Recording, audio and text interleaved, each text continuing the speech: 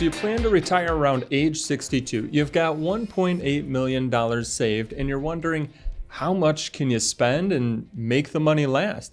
Well, in today's video, we're going to walk through a sample case of that scenario. We're going to talk about a general plan in which the couple spends the same amount of money throughout their retirement. Then we're also going to look at a front-loaded plan, meaning what if they were to use more and spend more up front while they're youngest and healthiest, and what does that spending look like versus the general plan? Plus, we're going to go over the Social Security decision for this case to help this sample couple maximize their retirement spending. So with that, let's dive in here. Let's take a look at our sample case. We've got Mike and Laura sample. Again, a hypothetical couple, but hopefully you want to see all of the details here behind the scenes so you know what's feeding into how much they could potentially be able to spend. All right, so Mike and Laura's sample, they've got $150,000 in a brokerage account. Now, not necessarily to what we're talking about in this video, but one of the things that triggers for me is that, hey, we've got some taxable money. This could be good potential money in regards to doing Roth conversions in their retirement, because that's the other thing that I saw is that they've got $1.525 million sitting in their IRAs and their 401ks. So that money has not been taxed yet. They will need to pay income tax on all of the money that they take out of that column right there. That's going to factor in, right? Taxes is going to factor into how much they can spend. One of the things that we do when working with clients is a tax projection. Now, doing the tax projection for Mike and Laura's sample, what we found is that it appears or it projects that their taxable income could be higher in the future than where they're at today. So one of the things in working with them is we had them switch from contributing to their 401ks over to the Roth 401ks. That's why they've got some tax-free money sitting there, $125,000 in the tax-free bucket. So total we've got here is $1.8 million. They've got a residence of $550,000, and then no mortgage, as that's going to make it really easy for today's discussion of how much can they spend. We don't have to be thinking about, well, do they have a mortgage? Does that cover their mortgage or not? When we get to those numbers, you can kind of use that to say, oh, this is net spendable income on lifestyle, insurance, and everything that they need, but no mortgage included in that number. All right, so let's also talk about Mike and Laura from what is it, the future retirement story that they're looking for? Well, one of the things that they came in and said is, hey, we'd like to retire at age 62. As you can see, they're both born in 1963, so right now, age 61. They're going to retire in 1 year. From a planning horizon standpoint, meaning how long will they live and factored into our projections for today, we said Mike would live to age 90, Laura to age 95. You might be thinking that's a long time, but guess what? People are living longer. So we like to put both of our plans out to at least age 95, but we just picked a different age here for Mike in our sample case because wanted to just show some variety in the overall projections that we're going to show you. So part of the retirement story, they want to travel. They've got a lifestyle that they want to live. Now, like many of you, they haven't been keeping track of how much do they need to live each and every month or each and every year. I find a lot of times when people are living within their means that they're not necessarily sure what that actually means, meaning how much do they actually need. So Mike and Laura are coming to us with the same question that you might have on your mind is, great, we have all of this money that we've saved up. How much can we spend and make the money last? So that's part of today, and we're going to get to that. Part of what will feed into that is Social Security. Now, Mike's full retirement age benefit, primary insurance amount, PIA, at his full retirement age is $3,000 a month. For Laura, hers is $2,400 a month. They are working for 1 more year, so that will feed in. So their $1.8 million will grow based on some contributions to those accounts. Mike's making $100,000 a year and Laura $85,000. And then last I said, their retirement accounts should potentially grow, and that's because of the contributions that they're making.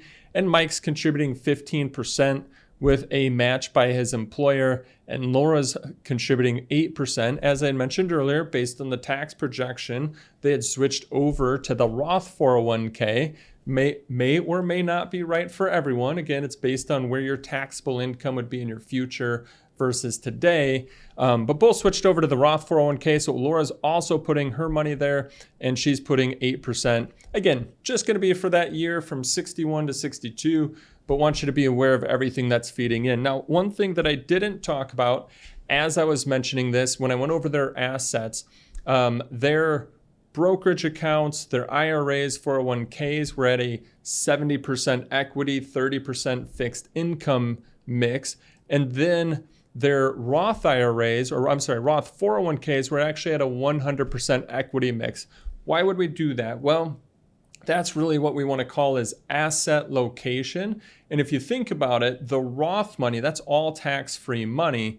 And so we want that growing at a higher rate because that's tax-free money that we want to use further on in their future. Maybe not immediate, maybe 10 years from now, 12 years, 15, 20 years from now when taxes go up, we've got a nice healthy bucket of tax-free money to potentially pull from. So that's why that one's at a little bit more growth than the other accounts. That's something that we go through with all of our clients as well, is trying to put all of the right assets in the right accounts and right locations.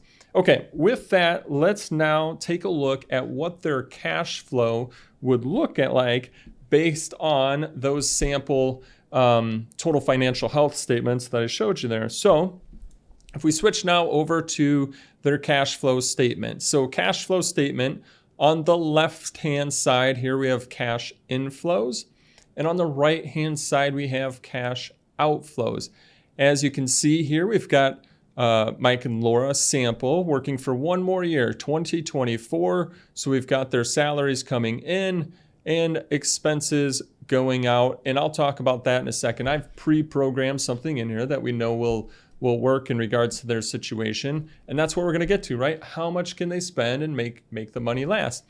And then as you can see, also part of outflows, taxes, etc. Now, I want you to see over here on the left-hand side, the cash inflows. They retire at age 62, and we've got a bunch of zeros here. Zeros, no income coming in. And working with a lot of folks like you, I understand that can feel very painful. And I like to use this analogy, right? Like, let's just say you have a headache. Well, some people might use a glass of water. I use Advil. And some people don't use anything. But I find when people have the pain of no income coming in, one of the pain relievers that they want to instantly utilize is Social Security.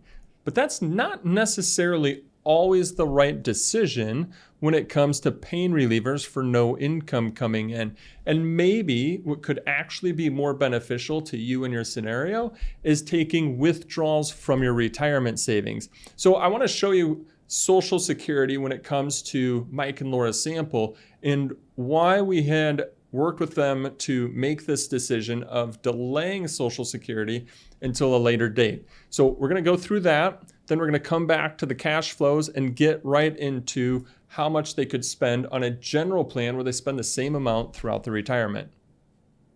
When looking at their Social Security, we first started with a comparison of what if they were to take it as early as possible. They both take it at age 62 versus if they were to take it at age 70.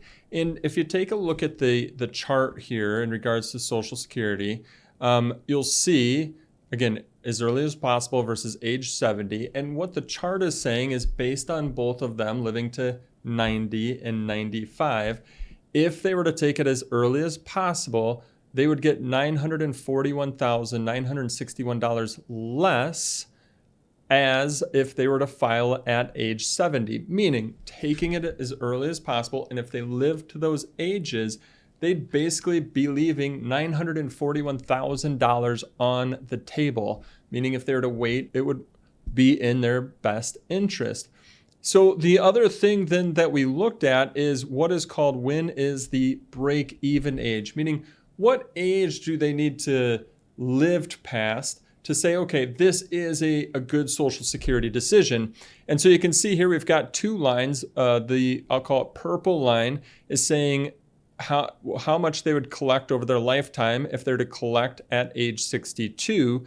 And then the blue line which doesn't start until age 70 there, is how much they were to collect over their lifetime if they're to start collecting at age 70. And you can see, okay, right there, age 78. Next thing you know, collecting at age 70 becomes a better thing for them. It becomes more in their best interest, again, based on living to in their 90s. So that's kind of where we started. And they saw Mike and Laura's sample here. They see that big difference. They see that cumulative amount that they'd be able to collect over their lifetimes. But they just said, you know what? What if one of us does pass away before age 78? Well, then that wouldn't be in our best favor. So what we narrowed it down to in regards to their specific situation was that Laura would actually start collecting her Social Security benefit at full retirement age, and Mike's sample would wait until age 70 because his was the higher amount.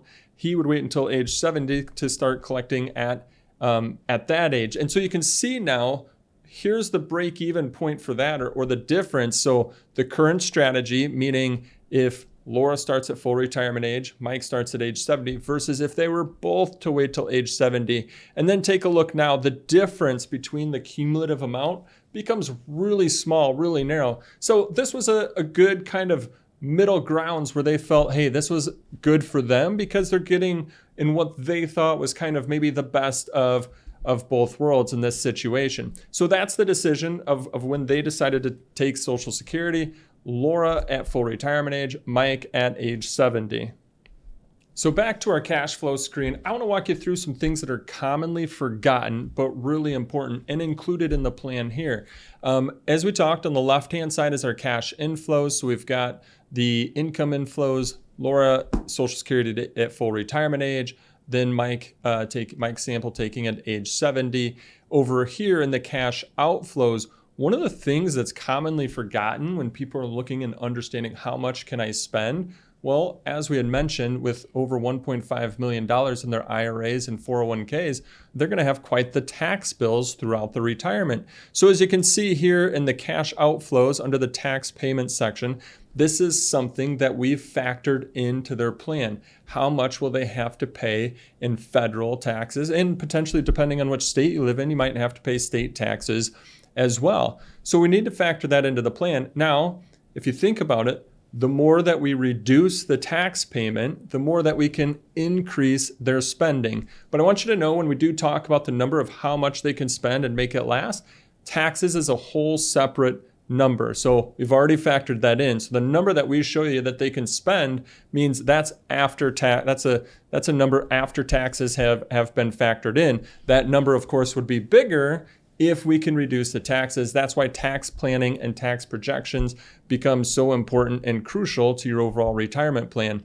The other thing that I find can sometimes be forgotten is healthcare. Now, both Mike and Laura were retiring at age 62. What does that mean? Well, they're going to have their own healthcare plans until they'd be able to go on to Medicare at age 65. So you're going to see we've got some increased amounts here from 62 through the end of 64. And then we've got Medicare. I'll click on one of these here so you can see it. We've got Medicare Part B, Part D, and then other costs, meaning maybe paying for supplements, copays, etc. As well. But all of that's factored in, and you need to make sure that's part of your plan. Now, the last part that I didn't talk about or isn't a number on this screen, but I need to mention as well, is you got to factor in inflation. So in regards to those health costs, we've factored in 5% inflation on any sort of health costs. In regards to basically lifestyle expenses, we factored in 3%. And then Social Security, we've factored in 2.5% of a COLA on that. So based on all of that, let's talk about what that actually means in regards to what Mike and Laura sample can spend in their retirement. Taking a look at the projection of how much Mike and Laura could potentially spend throughout the retirement, what we've done is I've started, just to help simplify the video here, I've started with $8,200 a month. Again, that's $8,200 a month.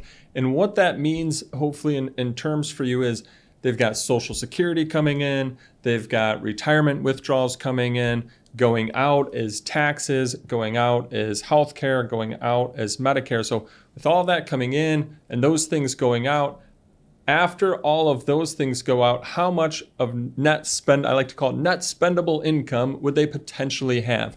So I've factored in $8,200 here based on that, all of these situations and scenarios I've talked to you about. And if we go in and look at our projection, now this projection's a Monte Carlo simulation. What does that mean? Well, what it means is if you want to kind of look at things this way, over here would be how much money they have saved up today. Look at that like the water level on the chart, and the zero being that they went bone dry, meaning ran out of money. So we don't want to see that.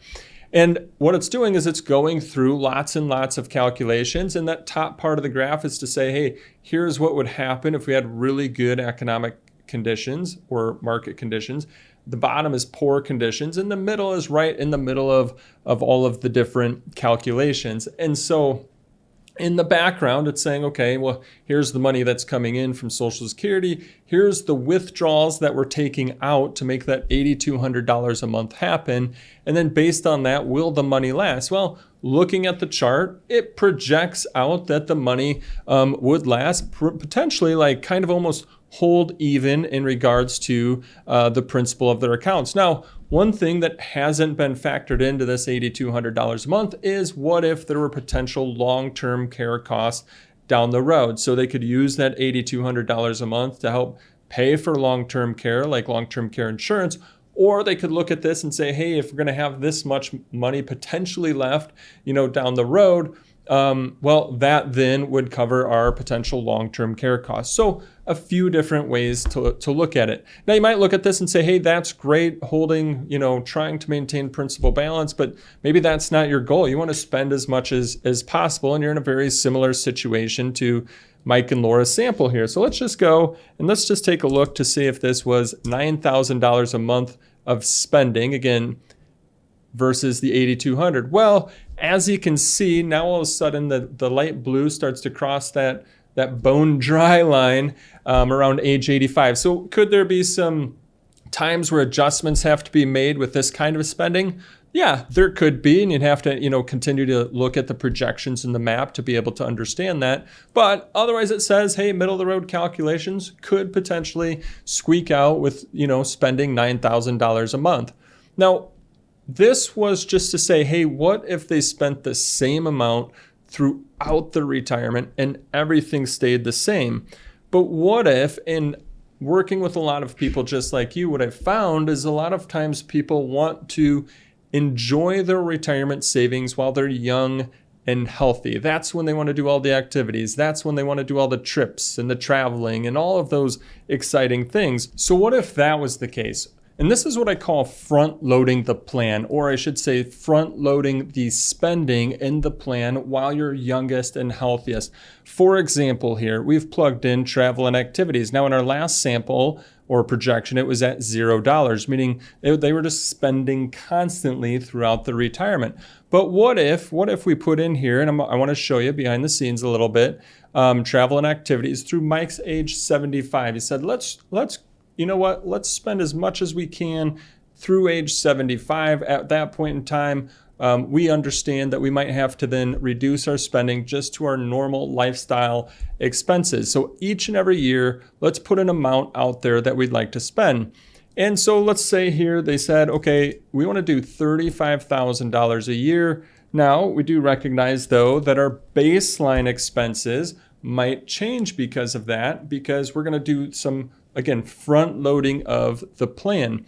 So we've got our baseline expenses now, meaning kind of the needs, what you need. And then we have the like to have, the $35,000 a year. So what does that look like? Well, let's take a look, and already kind of have plugged this out just to be able to show you here today.